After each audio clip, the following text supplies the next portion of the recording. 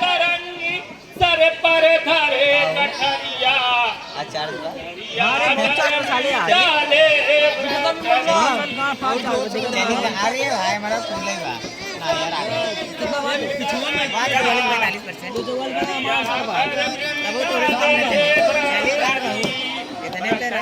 राजा बने भिखारी भरथरी राजा बने भिखारी अरे धैली हले पर घट खई डगरिया या घर में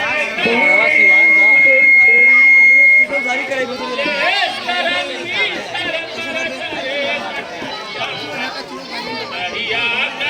पागल है काम का छोड़ देना भेजे का चीज को भेजे बस उतना बहुत बा देवी कभी कारी जोगी आया तेरे मारे भाग देते आया तेरे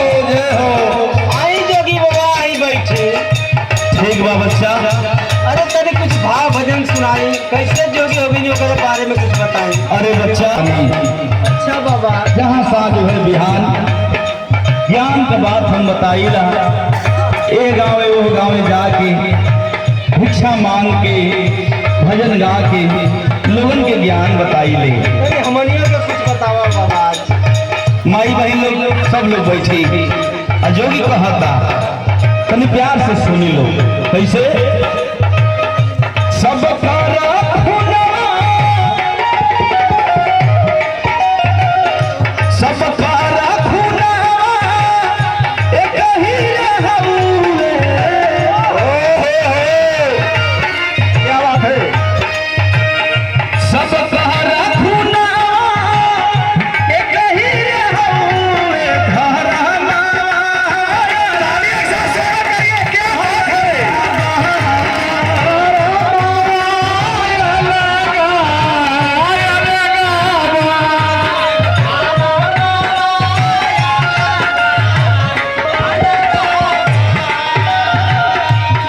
बच्चा कर्म के अनुसार विधाता भाग लिखल सुनी ये दुनिया में कि जोगी कहता कि माई बाबू के मत बिसरी है भैया लोग भगवान से भी बड़ा माई बाबू हो जाए कैसे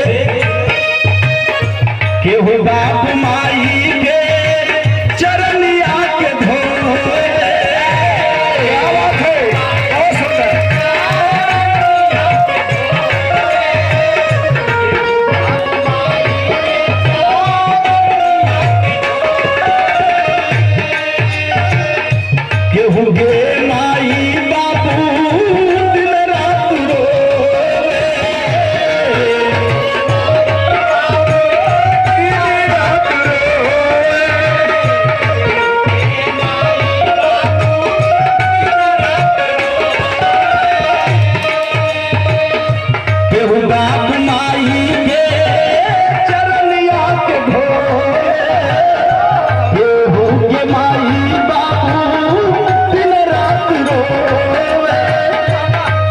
बच्चा सुना माई का ममता एक ही हउवे माई का ममता एक ही हउवे ला ला ला ला ला क्या बात है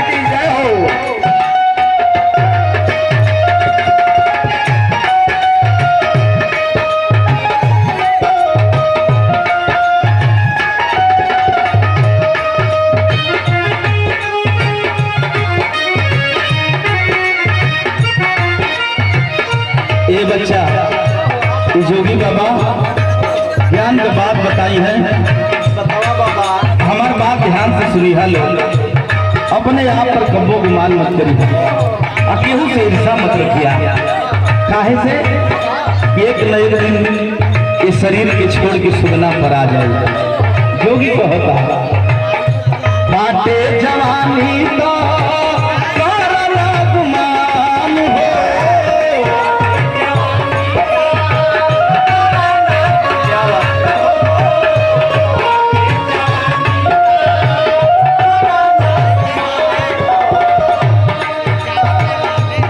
हरे के सब करदा एक ही ठिकान हो।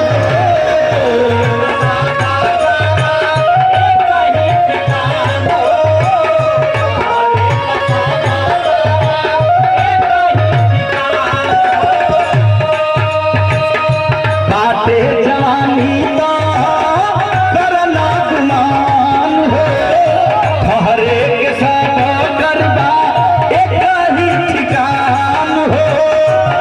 ए बच्चा सुना, सब कारा नहीं एक ही रहूए,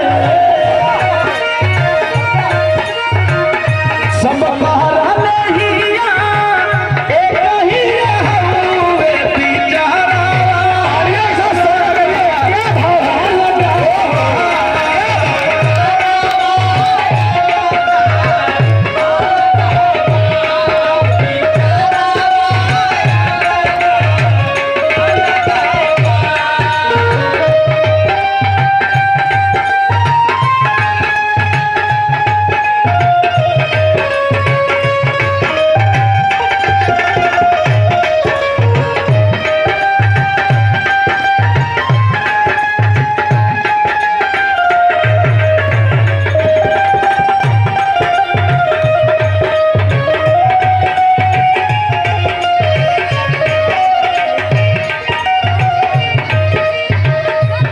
बच्चा लोग। हाँ बाबा, अंतिम लाइन हमार ज्ञान के बाद हम बतावता नहीं, बतावा बाबा।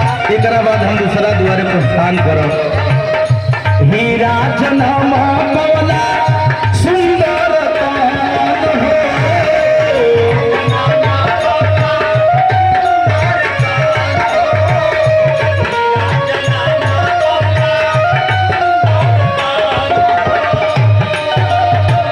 ये बच्चा ये अमीर लाइन है, ये लाइन के जिंदगी में हमेशा याद रखी है आप लोग। जो भी कहता हीरा जन्म पवला सुंदर कान हो,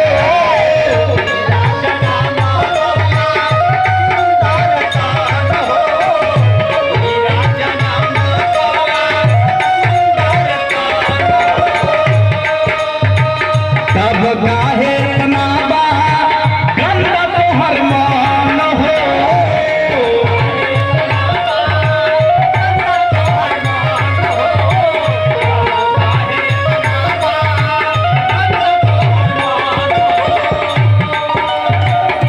हीरा जन्म पवला सुंदर कान हो, तब काहे ना बा गंदा तोहर मान हो।